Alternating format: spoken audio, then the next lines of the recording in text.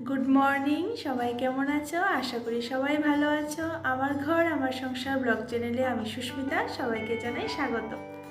সবাই বুঝতে পারছো হয়তো আমার মনটা আজকে অনেক অনেক ভালো। কেন ভালো, কারণটা কি সেটা তোমরা একটু পরেই বুঝতে পারবে। এই দেখো আমার পিছে গেট, বাইরে কত অন্ধকার, আর এখন বাজে ভোর 4টা। আর আজকে এত ভোরে আমি কেন উঠেছি আর সেটা তোমাদের সবটাই আমি শেয়ার করব ব্লগের মাধ্যমে। তো গতকাল আমার মা এসেছে। তো আমি তোমাদের আগে কোনো একটা ব্লগে বলেছিলাম যে আমার মাকে অনেক দিন ধরে আমি দেখছি না বা মিস করছিলাম। তো মা এসছে আমার বাড়িতে, অনেক দিন পরে মা এসেছে, এটা একটা কারণ, আমি অনেকটা খুশি। তার সাথে সাথে আরেকটা কারণও আছে, সেটাও আমি তোমাদের সাথে শেয়ার করব। একটা তো কারণ হয়েছে মা এসেছে, এটাতে আমি অনেকটা খুশি। আরেকটা বড় কারণ হচ্ছে মানে মুনাইয়ের জীবনে মুনাই এই প্রথম মায়ের দর্শনে যাবে। মা ত্রিপুরেশ্বরী উদয়পুর মাতাবাড়িতে আমরা মুনাইকে নিয়ে যাব। মুনাইয়ের লাইফে ফার্স্ট। আমরা তো আগে কতই গিয়েছি, কিন্তু মুনাইকে নিয়ে কখনো যাওয়া হয়নি।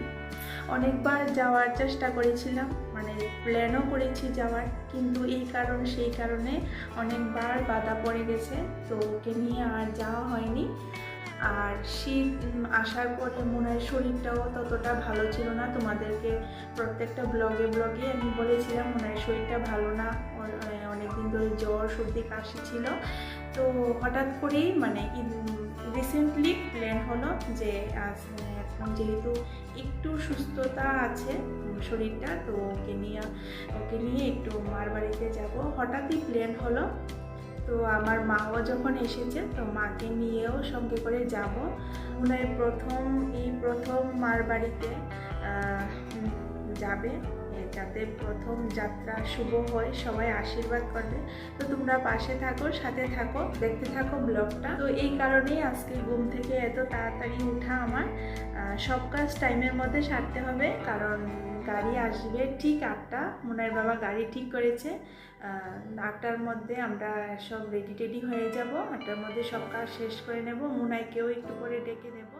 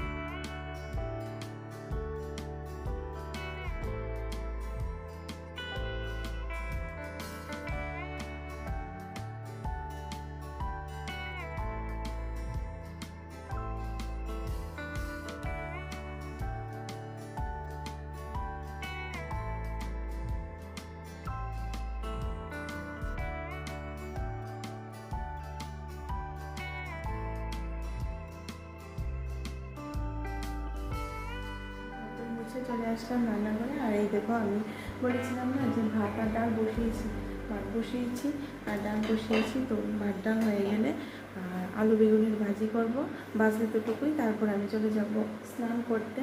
স্নান করে এসে পুজোটা দিয়ে তারপর মুনাইকে ডেকে দেবো। মুনাইয়ের দিদন এসেছে, তো তোমাদেরকে তো বললামই। তো মুনাইয়ের দিদনকে বলবো মুনাইকে ডেকে দিতে, নাহলে অনেকটা দেরি হয়ে যাবে।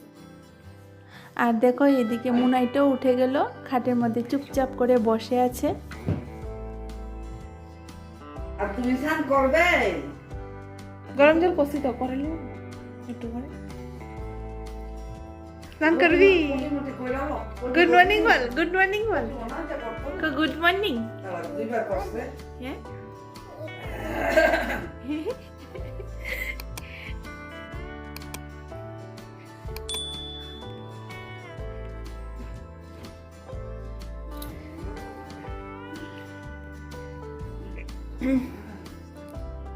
যাও ব্রাশটা করাও নিয়ে। ব্রাশ করবি না?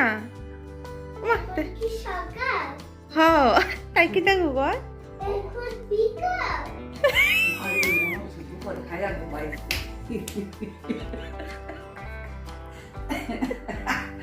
বিকাল দেখবে আরে খাইছি তো আমি সকাল সকাল ডাল, টমেটো ডাল আর আলু বেগুনের ভাজি করে নিলাম, তার থেকে বেশি আর কিছু করতে পারিনি। এখন বাজে মোটামুটি 6টা। তো এখন আমি যাব স্নানে, রান্না টান্না শেষ, রান্নাঘরও মোছা টুছা কমপ্লিট।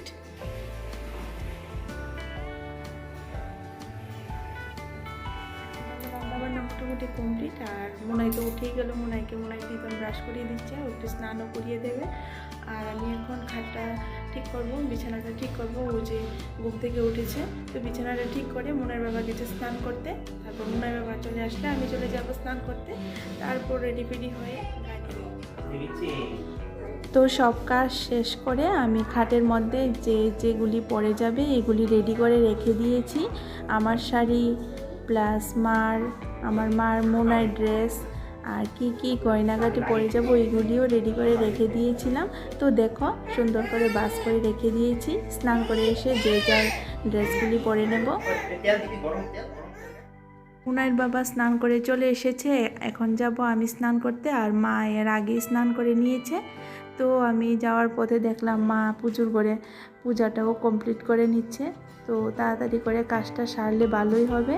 স্নান করতে যাওয়ার পথে দেখলাম মুনাইও একা একা নিজের টিফিনটা খাচ্ছে। তো এদিকে টিভিটাও চালিয়ে দিলাম, টিভি দেখতে দেখতে টিফিনটা করে নেবে।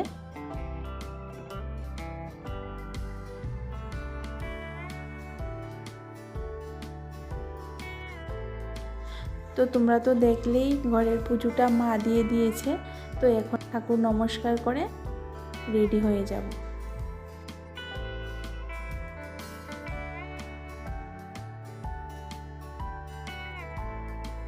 তো আমরা রেডি ফেডি হয়ে গেছি, এখন যাব। তো তোমাদেরকে তো বললাম ওই সকালে। তো এখন যাব উদয়পুর মাতা বাড়িতে, অনেক দিনের ইচ্ছা। মোনাইকে নিয়ে যাব, যেহেতু মোনার শরীরটা অনেকদিন ধরে খারাপ যাচ্ছে এই জন্যে। তো সবাই দেখতে থাকো ব্লগটা। হ্যাঁ যাও, আঙ্কেল তোমাকে তুলে দেবে, যাও।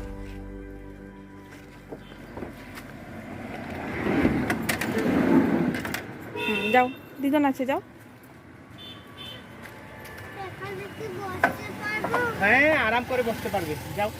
এত বড় না, ওই দিদন উঠছে। চশমাটা এখন খুলে ফেলো। হ্যাঁ এখন দেখবে গান চালাবে, কি সুন্দর। কি গো, ও আমাদের ওই যে ডগিটা। আমাদের বাড়ি কি কালার? এটা রেড কালার। আর আঙ্কেলেরটা ইয়েলো কালার না? এই দেখো ডগিটাও গানের সাথে সাথে ডান্স করছে। ঠিক এমনই একটা ডগি মুনাইরও আছে, কিন্তু মুনাইর ডগিটা হলো রেড কালার। 25শে ডিসেম্বর মরিয়মনগর যে ক্রিসমাসের মেলা হয়েছিল, ওই মেলা থেকেই মুনাইয়ের জন্য রেড কালারের ডগিটা 80 টাকা দিয়ে নিয়েছিলাম।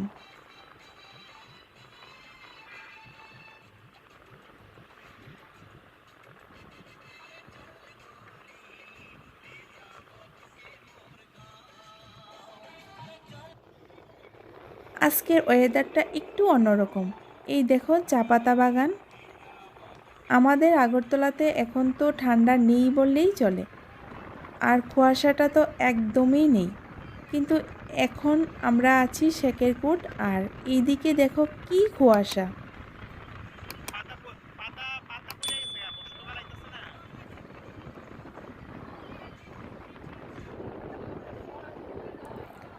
দূরের কিছুই দেখা যাচ্ছে না। কি সুন্দর ওয়েদার দেখো, খুব ভালো লাগে এমন দিনে কোথাও বেড়াতে যেতে। চারিদিকে শুধু সাদা সাদা কুয়াশার আনাগোনা। দেখো কি অবস্থা, কিছুই দেখা যাচ্ছে না।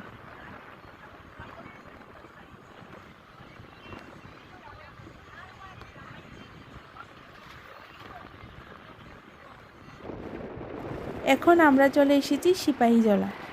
সিপাহীজলা ঢুকলেই এক অন্যরকম পরিবেশ। দুই দিক থেকেই গাছগুলো মনে হচ্ছে মাথার উপর এসে পড়ছে। আর রাস্তাটাও কি সুন্দর। এই দেখো সিপাহীজলার নৌকা ঘাট এটা।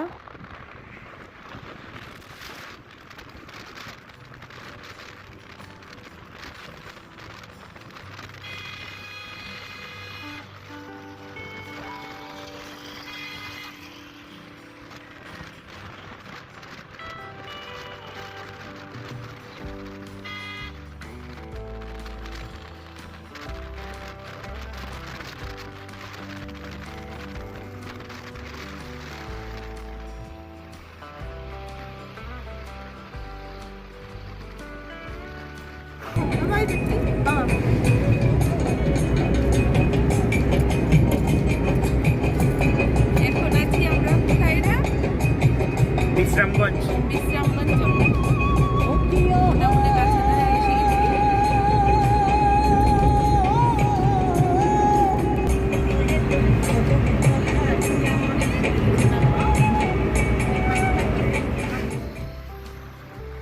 এই দেখো গাছগুলোর কি অবস্থা, মনে হচ্ছে ইউরোপ কান্ট্রিতে চলে এসেছি।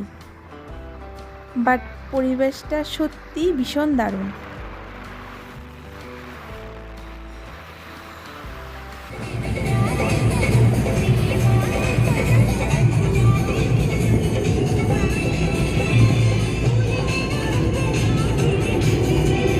চললাম আমরা উদয়পুর মাতাবাড়ির উদ্দেশ্যে সবাই মিলে। এই আমাদের সাথে আছে দাদা, আমাদেরই এক দাদা।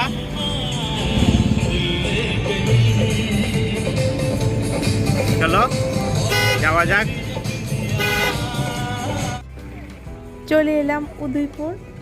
আরে এই দেখো গোমতী নদী, নতুন একটা ব্রিজ হচ্ছে। একটু পরেই আমরা পৌঁছে যাব মাতাবাড়িতে।